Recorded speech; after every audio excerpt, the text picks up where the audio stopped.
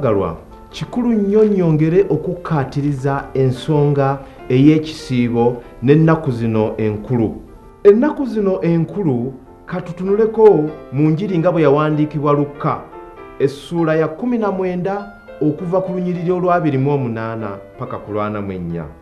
Wasoma weewati. Awo bwe yamala okwogera ebyo n'akulembera n'alinnya e Yerusaalemi.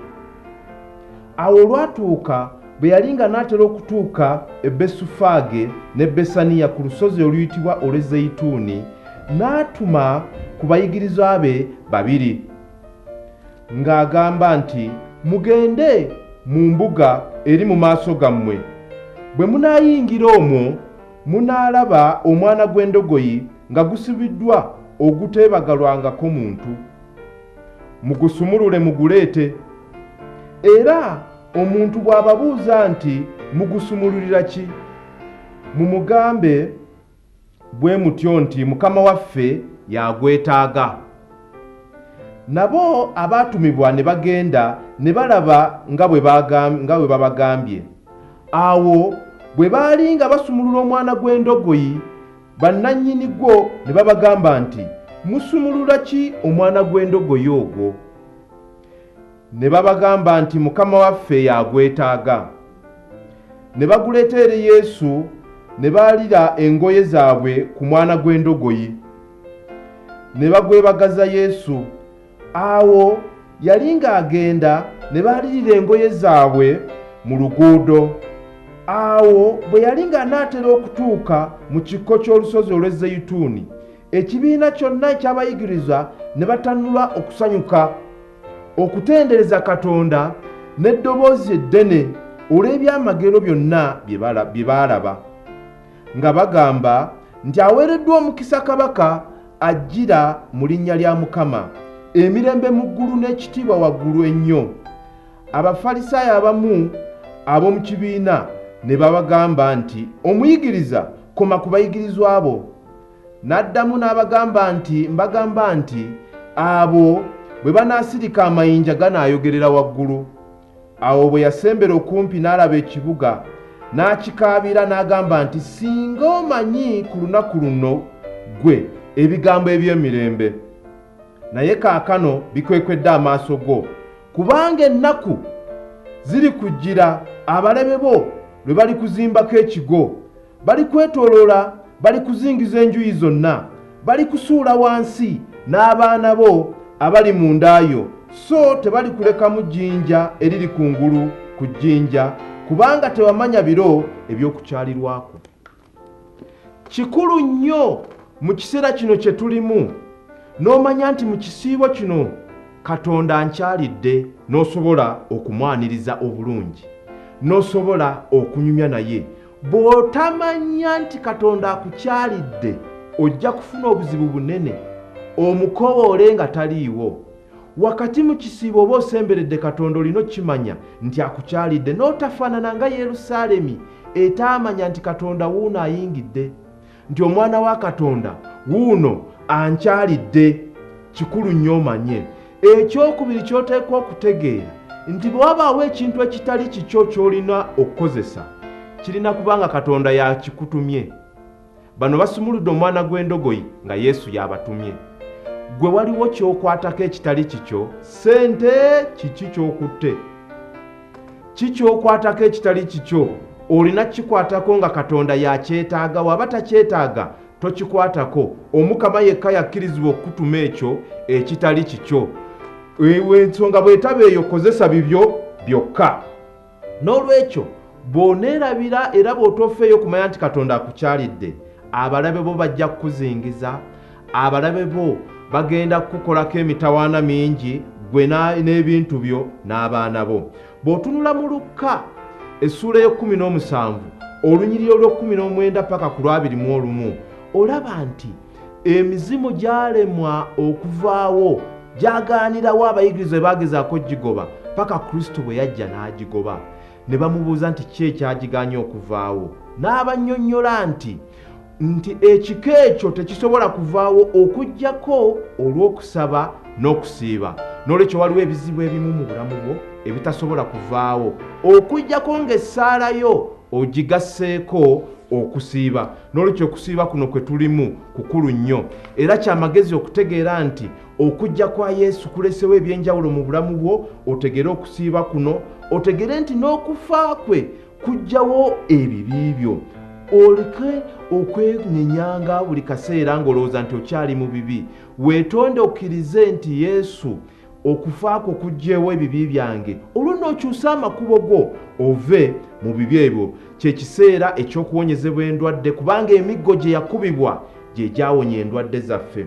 Gitujja mu bizibu eby'enjawulo bye tulimu mu maka gaffe, mu bulamu bwaffe. Kikulu nnyo okumanya nti nno okukomererwa kwa Yesu y'enkomerero ey'emitawaana n'okubonaabona mu bulamu bwo, n'omwekwasa n'omutegeeza nti Yesu, okubonaabona kwange kuno kuggweewo kubanga wakusasulira.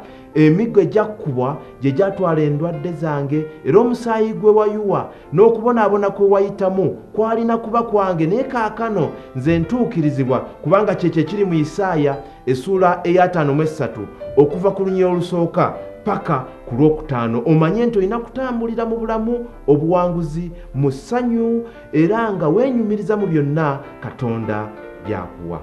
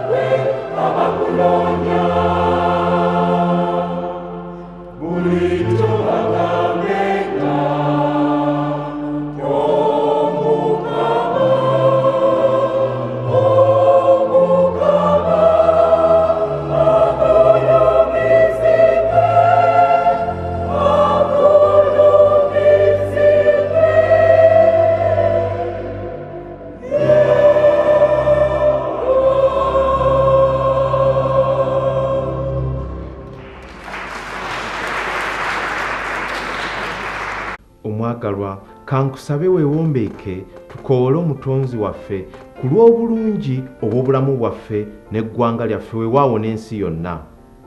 Kitaffe, tukwebaza olw'ekiseera kino ekirungi. Tuwaayo emitima gyaffe mu mikono gyo.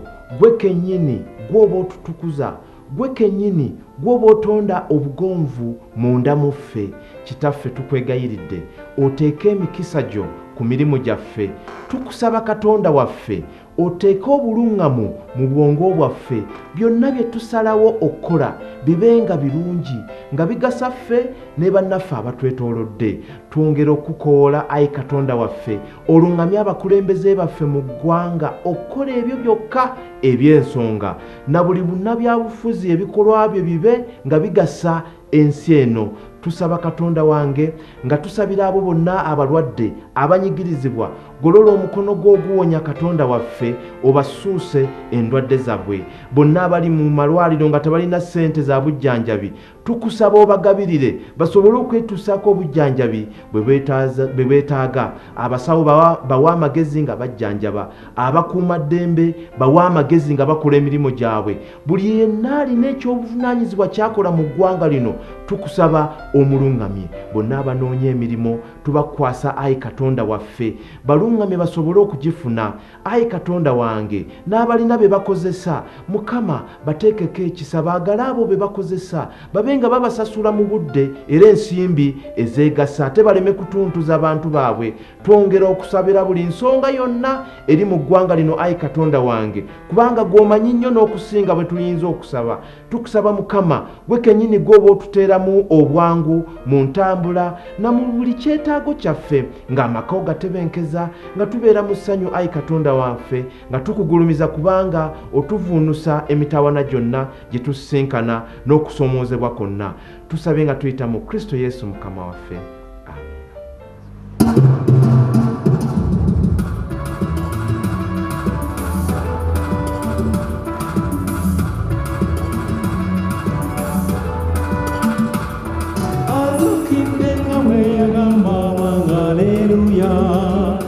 Azukidenga we yasubiza haleluya, omuwanirizi w'eddembe omujaso w'amaanyi avudde magombe olumba luwangudde n'amaanyi azukidde.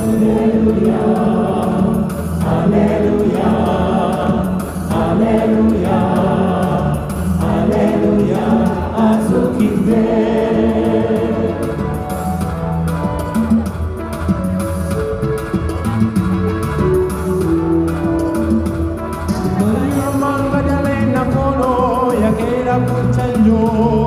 Nagenda zeyazikwa aline bannaba ayinza bagenda okutuuka ejjinja teriiwo nebefuba entikentana nga nezo talimu ngazukidde. Haleluya, haleluya, haleluya, haleluya, azukidde.